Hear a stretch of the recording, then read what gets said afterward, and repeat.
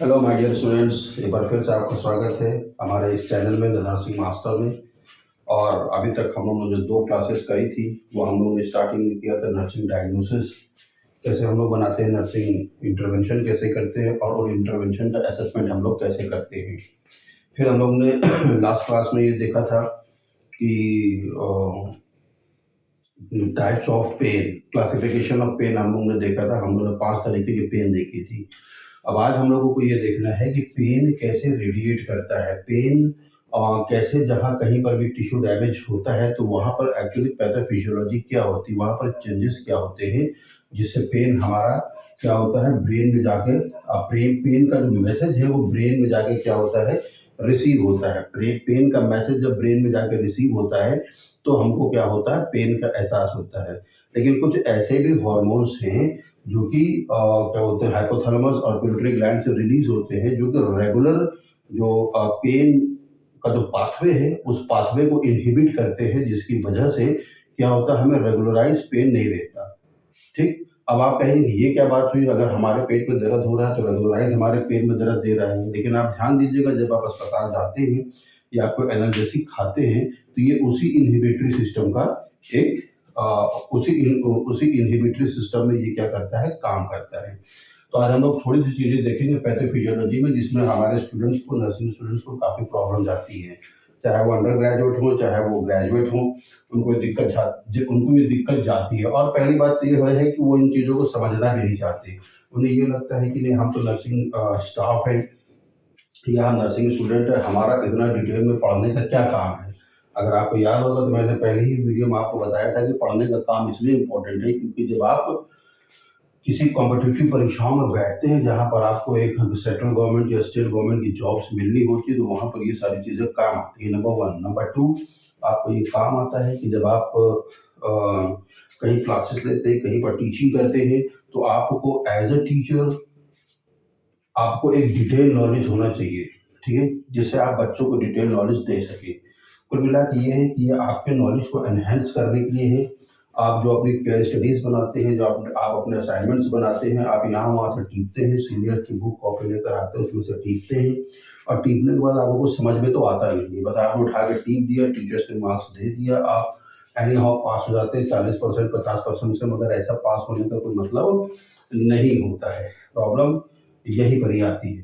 खैर any how, मुझे यकीन है कि जब आप हमारे इस वीडियो को देखेंगे और हमारे इस वीडियो से आपको बहुत लाभ होगा, बहुत फायदा होगा। और मुझे तो ये भी लगता है कि बहुत सारे स्टूडेंट्स ये भी सोचेंगे कि इतना भी डिटेल है। ठीक, ये सिंपल डिटेल है but it is a detail being as a nursing student. तो आज हम लोग शुरू करते हैं पैथोफिजियोलॉजी ऑफ पेन। ठीक है, पैथोफिजियोलॉजी ऑफ पेन में हमारे पास 2-3 ऐसे फैक्टर हैं जो कि बहुत इंपॉर्टेंटली काम करते हैं। पहला फैक्टर होता है नोसिसेप्टर्स, दूसरा पेरिफेरल नर्वस सिस्टम और तीसरा सेंट्रल नर्वस सिस्टम। अब यहाँ पर आप देख रहे हैं, मैंने पहले से लिखा हुआ है यहाँ पर आपको बताने के लिए, जिससे टाइम हमारा कम लगे। ठीक है, अब सपोज कोई एक सेल डैमेज हुआ, मैं किसी एक्यूट या क्रोनिक या नोसोसेप्टिव या न्यूरोपैथिक या रेडिकुलर पेन की एग्जैक्टली बात नहीं कर रहा हूँ, यहाँ पर मैं सभी टाइप्स के पेन की बात कर रहा हूँ। Suppose this is your tissue, ठीक है, ये टिश्यू यहाँ पर डैमेज हो गया। आपको पता है कि जो न्यूरॉन्स होते हैं, हाँ, neurons is the single unit of the nervous system. अगर आप मुझे प्रेशराइज करेंगे और आप मुझे कमेंट करेंगे कि नर्वस सिस्टम भी आपको डिटेल पढ़ाने के लिए, तो मैं आपको नर्वस सिस्टम भी डिटेल पढ़ा दूंगा, आपको बहुत मजा आएगा नर्वस सिस्टम को पढ़ के। So this is any tissue और cell which has been damage. ठीक है, डैमेज हो जाने के बाद आपको पता है कि हर एक सेल के पास क्या रहती है, न्यूरोनल एंडिंग रहती है। न्यूरोनल क्या रहती है बच्चों, एंडिंग्स रहती है। ठीक है, हमारे बॉडी के अंदर कोऑर्डिनेशन, एक केमिकल कोऑर्डिनेशन होता है, एक इलेक्ट्रिकल कोऑर्डिनेशन होता है। ठीक है, केमिकल कोऑर्डिनेशन जो होता है वो हमारे हार्मोन से होता है, इलेक्ट्रिकल कोऑर्डिनेशन जो होता है वो हमारे नर्वस सिस्टम से होता है। कुल मिलाकर दोनों मिलकर हमारे बॉडी में एक होम्योस्टेसिस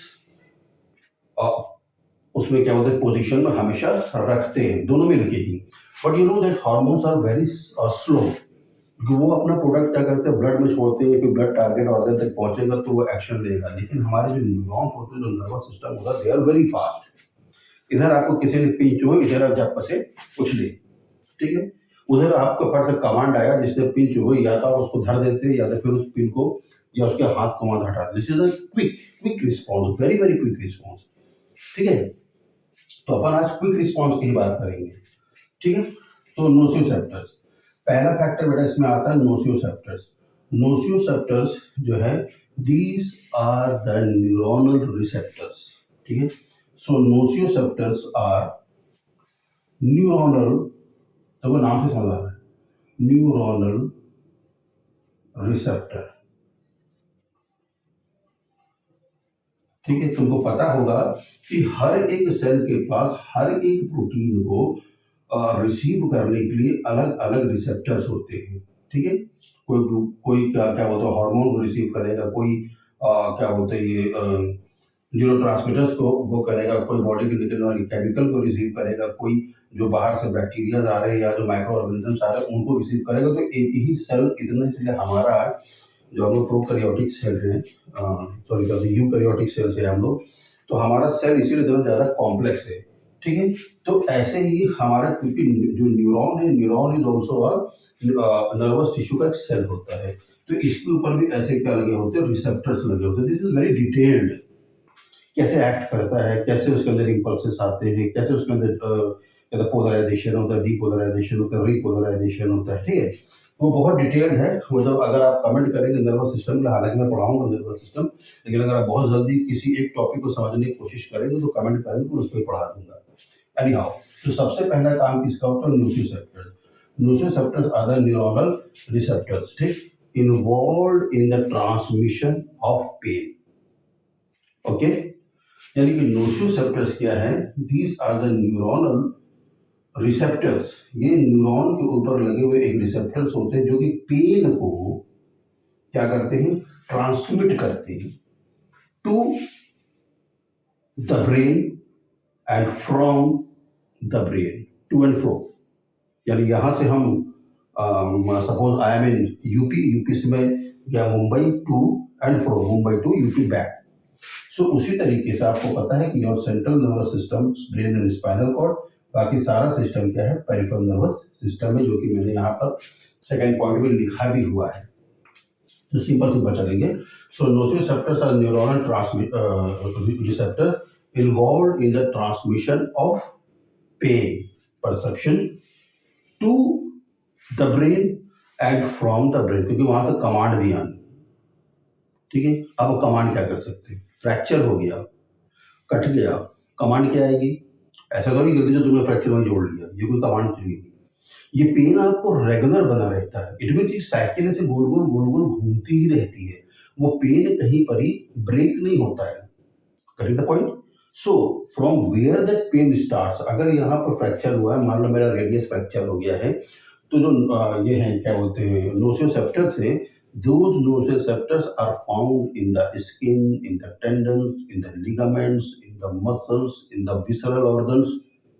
ठीक है, विसरल ऑर्गन्स में पाए जाते हैं, लेकिन विसरल ऑर्गन्स में क्या होता है कि वहां पर डायरेक्टली क्या होती है, नोसियोसेप्टर्स नहीं होते, तो फिर वहां क्या होता है, that is a different lecture.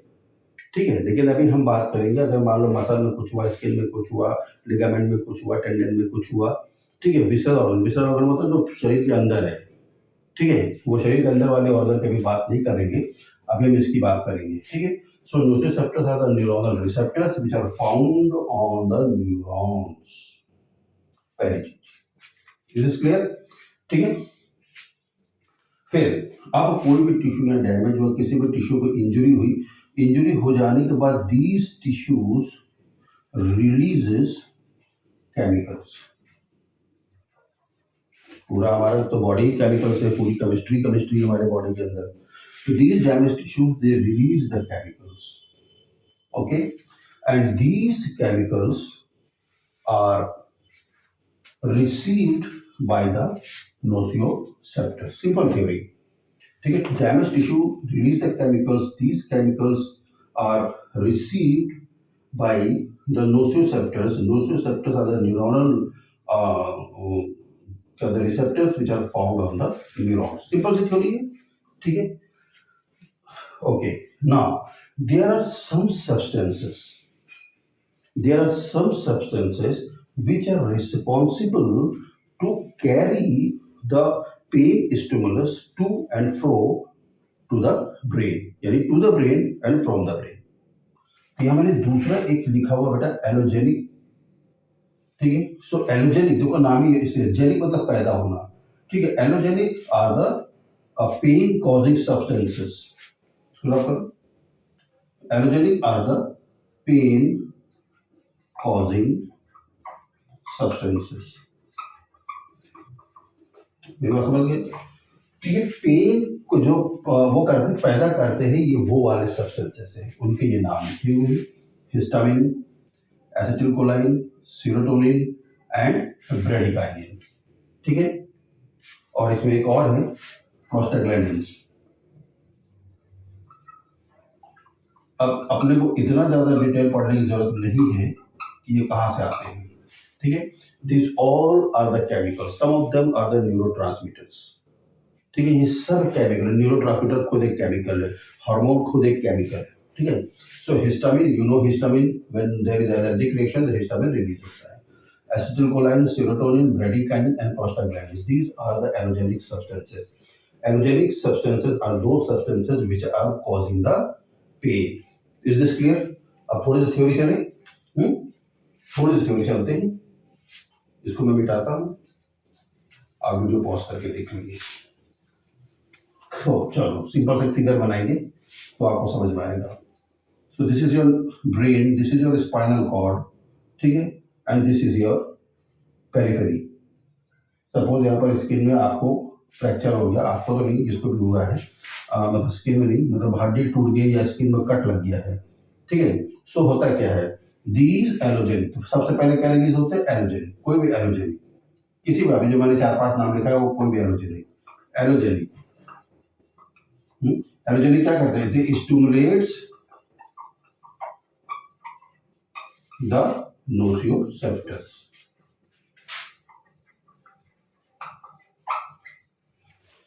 यानी कहीं पर भी पेरिफेरी में टिश्यू में इंजरी हुई, वो टिश्यू इंजरी से क्या रिलीज होंगे, एलोजेनिक. एलोजेनिक किसको स्टिमुलेट करेंगे, नोसियोसेप्टर्स को, और यही एलोजेनिक जाके नोसियोसेप्टर्स पर चिपक जाएंगे. अब चिपक जाने के बाद क्या होगा, ठीक. अब यहां से ये बेटा मैसेज आएगा, ठीक है. सो यहां से मैसेज आएगा किसके पास, स्पाइनल कॉर्ड के पास, ठीक है. अगर स्पाइनल कॉर्ड का आपको वो मैं बताऊं तो स्पाइनल कॉर्ड ऐसे रहता है, ठीक है. दिस, ये तो ऐसे रफ फिगर है. ये दोनों को हम क्या बोलते हैं, डॉर्सल हॉर्न, ठीक. ये दोनों को हम क्या बोलते हैं, वेंट्रल हॉर्न, ठीक है. तो स्पाइनल को जब आप उसका वो करेंगे, टीएस करेंगे, ठीक है. तो जब टीएस करेंगे, सेक्शन करेंगे वैसे दिखाई देगा. तो जो आगे वाले बनी हुई जो सीने हैं उसे हम बोलते हैं डॉर्सल हॉर्न. एक्चुअली ये आगे लगे फिर भी डॉर्सल बोलते हैं. जो इस साइड हमको दिख रही है इसको हम क्या बोलते हैं, वेंट्रल हॉर्न बोलते हैं, ठीक है. अब यहाँ से पेन क्या बोलते हैं, एलोजेनिक निकला, टिश्यू डैमेज हुआ, एलोजेनिक निकला. एलोजेनिक की जो सब्सटेंसेस वो किसके ऊपर गए, नोसियोसेप्टर्स के ऊपर. नोसियोसेप्टर्स किससे कहाँ जाकर रिसीव होंगे, डॉर्सल हॉर्न में, ठीक है, ठीक है. अब यहाँ पर जब बेटा डॉर्सल हॉर्न में जाके ये वो होंगे, रिसीव होंगे, तो यहाँ पर होगा क्या, these are the pain provoking, तुमको समझ में नहीं आ रहा है इसे, पहले सिंपल चलते हैं, ठीक है. तो टिश्यू डैमेज हुआ, टिश्यू डैमेज में तुमको मालूम है एलोजेनिक रिलीज हुआ. एलोजेनिक जाके सब्सटेंसेस है जो कि नोसियोसेप्टर्स पे जाके रिसीव हुआ. नोसियोसेप्टर्स में रिसीव हो जाने के बाद वहां से उस सेल से क्या रिलीज हुआ, ब्रेडिकाइनिन रिलीज हुआ. ब्रेडिकाइनिन एक पेप्टाइड हार्मोन है. Bradykinin is a peptide hormone and these hormones has a some capability, या इनके अंदर ऐसी क्षमता होती है जो कि सेल्स के अंदर क्या करते हैं, चेंजेस करते हैं. वो चेंजेस क्या है, वो चेंजेस है बेटा आपका वैस्कुलर परमेबिलिटी बढ़ जाती है, ठीक है. रेडनेस हो जाती है उस जगह पे, सेल पे, वहां पर वार्मथ हो जाता है, स्वेलिंग हो जाता है इन जोड़े में. अब देखते होंगे कहीं पर भी टिश्यू डैमेज हुआ एरोजेनिक रिलीज हुआ, एरोजेनिक जब वो होता है रिलीज होता है तो वो एरोजेनिक नोसोसेप्टर्स के पास क्या कर देते हैं, आके वो लोग रिसीव हो जाते हैं। वहाँ पर वो फिर उसी डैमेज सेल के पास ब्रेडिकाइनिन रिलीज होता है। अब ब्रेडिकाइनिन क्या करता है, वो वैस्कुलर परमेबिलिटी को बढ़ा देता है। वहाँ पर उस जहाँ पर चोट लगी है या जहाँ पर इंजरी हुई वहाँ पर रेडनेस हो जाती है, अब वार्मथ हो जाता है और वहाँ पर स्वेलिंग हो जाती है। ठीक है, अब इतना सब कुछ हो गया, अब ये सब यहाँ से ट्रेवल करना है। ठीक है, अब ये ट्रेवल करेगा यहाँ से निकल के, और ट्रेवल करने किस पे आएगा, मैंने बताया था डोर्सल हॉर्न के पास। ठीक है, डोर्सल हॉर्न के पास आएगा। डोर्सल हॉर्न से यहाँ से क्या होगा, वो receive, these are the dorsal horns. अब यहाँ पर ही पेन का परसेप्शन आ गया। कैसे आया, क्योंकि वहाँ पर सर क्या हो गया, वार्मथ हो गया, रेडनेस हो गई, स्वेलिंग हो गई, वैस्कुलरिटी उसकी क्या हो गई, ज़्यादा बढ़ गई। अब ये सेंस जो है यहाँ से ट्रेवल करेगा, डोर्सल हॉर्न पे आएगा। अब डोर्सल हॉर्न में अपने पास दो तरीके का ट्रांसमिशन होता है। अपने को ज़्यादा आप कहेंगे तो मैं उस जो फाइबर सेल्स हैं उसको मैं बता देता हूँ आपको। जो नर्व्स होते हैं सब जो नर्व्स होती है वो माइलिनेटेड है, नॉन माइलिनेटेड न्यूरॉन्स है। ठीक है, जो न्यूरॉन्स है दो myelinated neurons, non myelinated neurons. Myelinated neurons जो होती हैं उसका जो एक्शन होता है दैट इज वेरी फास्ट। ठीक है, तो यहाँ पर जब डोर्सल हॉर्न पे आके हमारा पेन का परसेप्शन रिसीव होता है, ठीक है, तो यहाँ पर बेटा दो तरीके के वो न्यूरॉन्स पाए जाते हैं। One is called smaller myelinated neurons,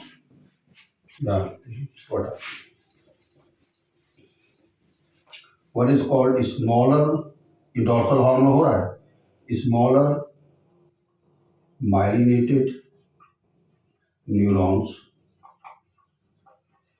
ठीक है, और दूसरी है लार्जर फाइबर्स। ठीक है, तो स्मॉल वो जो है क्या बोलते हैं, this is a delta neurons, इसका नाम है डेल्टा न्यूरॉन्स। तो नाम स्मॉलर है, काम बड़े हैं, फास्टर ट्रांसमिशन। अभी मैं समाप्त करूंगा, परेशान मत होना। इसका नाम बड़ा है, लार्जर फाइबर्स। ठीक है, ये क्या है, लार्जर फाइबर्स है। ठीक, इनका स्लो ट्रांसमिशन।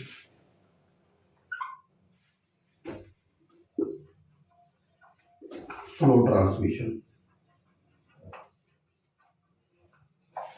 ठीक है, ये क्या है, स्लो ट्रांसमिशन है। ठीक है, चलो मेरी बात समझ गए।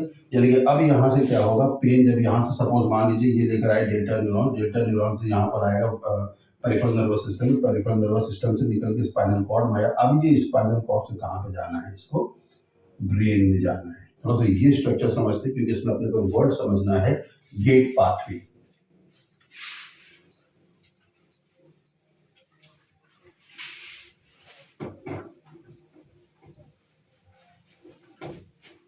चलो, now this is your brain, this is your spinal cord. मैं यहाँ पर ऐसे बना दे रहा हूँ ताकि आपको पता चले। ठीक है, समझ भी हो जाएगा तुम्हारा इसी के साथ साथ। इधर कोई एक सेल डैमेज हुआ, इस सेल डैमेज ने क्या रिलीज किया, एरोजेनिक। एरोजेनिक आर दो सब्सटेंस जो अभी हमने पढ़े हैं, हिस्टामिन, ब्रेडिकाइनिन, ठीक है, प्रोस्टाग्लैंडिन, सीरोटोनिन, ये यहाँ से रिलीज होंगे। रिलीज हो जाने के बाद यहाँ पर क्या आएगा, नोसियोसेप्टर्स। Nociceptors are the neuronal receptors. तो इन एरोजेनिक्स को क्या करेंगे, रिसीव कर लेंगे। किसी के अंदर साथ हो रहा है क्योंकि छोटा है इसलिए देख नहीं सकते। अब यहाँ से जो डैमेज सेल्स ये क्या रिलीज करेंगे, they will release the bradykinin. Bradykinin is also a chemical. ये ब्रेडिकाइनिन क्या कर देता है, वैस्कुलर परमेबिलिटी बढ़ा देता है, वहां पर वार्म कर देता है, स्वेलिंग कर देता है। कुल मिला के ये है कि साइंस ऑफ इन्फेक्शन वहां पर ही कर देता है। ठीक है, अब ये सब कुछ मिलके यानी कि ब्रेडिकाइनिन, एरोजेनिक सब मिलके किसमें चले जाते हैं, डोर्सल हॉर्न में। ठीक है, डोर्सल हॉर्न में गए। अब डोर्सल हॉर्न में हमने एग्जांपल लिया था स्मॉलर फाइबर, डेल्टा फाइबर्स का, क्योंकि ये फास्टर होते हैं। ठीक है, किसी ने खर्च आपका हड्डी टूटा, अब ये इस पाथ में से चलेगा, you know it goes through the middle of oblongata, यहाँ से जाएगा, ये ब्रेन में चला जाएगा। ओके, चला गया। फिर ब्रेन से वापस भी तो आना है, फिर ब्रेन से ये वापस अब डोर्सल हॉर्न में नहीं आएगा, किस में आएगा, वेंट्रल हॉर्न में आएगा। अगर कुछ ऐसा है जिसने किसी ने आपको पिंच हुआ, किसी ने चिकोटी काटी, तो वहां से कमांड भी आएगा तो उसको एक कान के नीचे धरो, और नहीं तो कमांड आएगा जो चिकोटी काट रहा है उसके हाथ को पटक दो, कोई पिंच हुआ है उसके हाथ को पटक दो। लेकिन अगर फ्रैक्चर हुआ तो ऐसा थोड़ी आप अपना हाथ उबाल के फेंक देंगे, ठीक है। तो ये बेटा एक रेगुलर प्रोसेस चलता रहता है, रेगुलर प्रोसेस चलता रहता है, चलता रहता है, चलता रहता है। लेकिन 1 घंटे बाद, 2 घंटे बाद, 3 घंटे बाद, 4 घंटे बाद, 5 घंटे बाद अपने को जब हमको ये मतलब कभी कभी पेशेंट्स को ये एहसास होता है कि पेन थोड़ा हमारा कम हो रहा है विदाउट गिविंग एनी मेडिसिन, ठीक है। तो होता क्या है यहाँ पर कि जब ये साइकिल लगातार चलती रहती है, डोर्सल ऑल्ट्रासाउंड ब्रेन ब्रेन से फिर वहाँ से केमिकल्स रिलीज होते हैं, केमिकल रिलीज होने के बाद यहाँ पर फिर आते हैं वेंट्रल हॉर्न में, और फिर ये साइकिल ऐसे ऐसे ऐसे ऐसे करके गोल गोल गोल गोल चलती रहती है, यहाँ से ऐसे घुसती, यहाँ से ऐसे जाती, यहाँ से ऐसे करती, चलती रहती है, ठीक है। At the same time there are some chemicals which are released by the hypothalamus and the pituitary gland are called endorphins. इसको ध्यान से समझना, endorphins and enkephalins.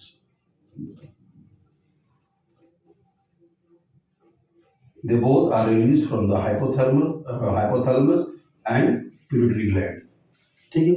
अब इनका रिलीज होने का मकसद ये होता है कि ये जो पेन इम्पल्स लगातार यहाँ से आ रहा है, ये जो पेन इम्पल्स यहाँ से लगातार आ रहा है, उन पेन इम्पल्सेस को इनहिबिट करना। उन पेन, देखो यहाँ से पेन इम्पल्सेस आ रही थी, ये यहाँ से जा रही थी, सेंट्रल नर्वस सिस्टम में जा रही थी, फिर वेंट्रल हॉर्न में आ रही थी, फिर ये यहाँ जा रहा था, ठीक है। अब इसको रोकना है, इन पेन इम्पल्सेस को रोकना है। तो उन पेन इम्पल्सेस को रोकने के लिए कौन आता है? Endorphins and enkephalins. ये यहाँ पर अटैच हो गई। तो एक यहाँ पर इनहिबिशन हो गया। इनहिबिशन किससे हो गया? केमिकल्स के थ्रू। Chemicals are called endorphin and enkephalins. They are release from the hypothalamus and pituitary gland. वहां से रिलीज हो जाने के बाद क्या हो गया? पेन का यहाँ पर इनहिबिशन हो गया, जिससे जो पेन का ट्रांसमिशन है, reduce the transmission of pain। तो ये क्वेश्चन बनता है, which of the following reduces the transmission of pain, यानी इस चैनल को कौन रोकता है ताकि लगातार ना जाता रहे, लगातार ना जाता रहे? तो वो कौन है? Endorphin and enkephalin. यानी कि अगर हम कोई एनर्जेटिक दे भी रहे हैं तो वो एनर्जेटिक इसको रिलीज करने के लिए होता है, एंडोर्फिन एंड एनकैफेलिन, ताकि जैसे ही रिलीज होगा ये यहाँ पर इनहिबिशन कर देगा, एक यहाँ पर रास्ते को बंद कर देगा कि जो लगातार ये प्रोसेस आ रही है उसको बंद कर देगा। ऐसा नहीं कि फ्रैक्चर हील हो गया, फ्रैक्चर हील अभी नहीं हुआ, अभी तो आप ऐसे हाथ पकड़ के अस्पताल तक जाएंगे।